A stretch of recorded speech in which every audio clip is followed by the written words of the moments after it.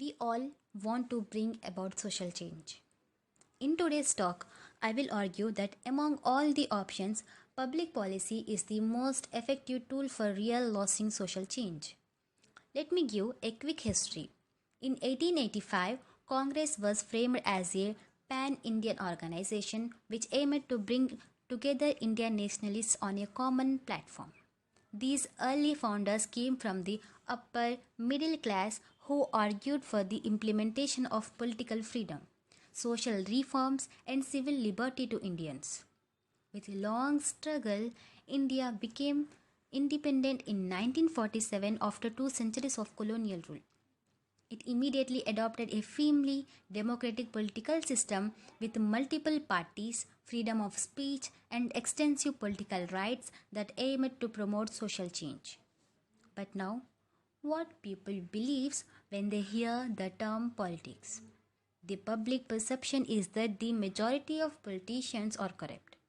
They abuse their power to advance their personal interests, involving scams and illegal practices, no faith in leader and government whole political system.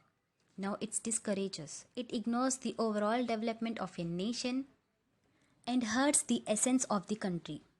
It is necessary to criticize and the same as well as criticize their government work and policies. Criticism can make the government act. If their people are undergoing extraordinary difficulties, criticism will help force the governments to assist them. We are the mirror.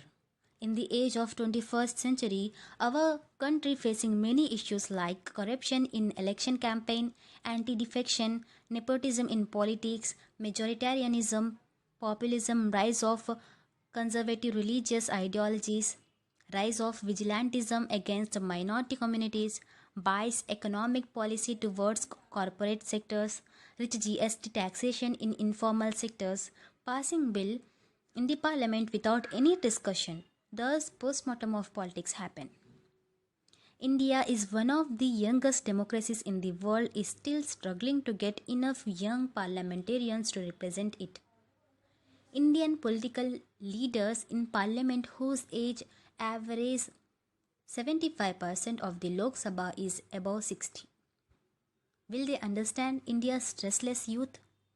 In a country where the majority of the population is below 35, only 12% of the current Lok Sabha is young, then it's time for a new revolution in politics, from editing poverty to tackling climate change. The world's future lies in the hands of the young. The country desperately needs young leaders who are energetic, innovative, skillful, morally sound, ethically upright, and of course, diligent. The young people should join politics because they think, acts, they know closely what is the situation of the education system. Do participate in the parliament process of bill draft to act. Debate, discuss the policy, recommendation, suggestion and become think tank. Participate in campus politics and resolve the issues.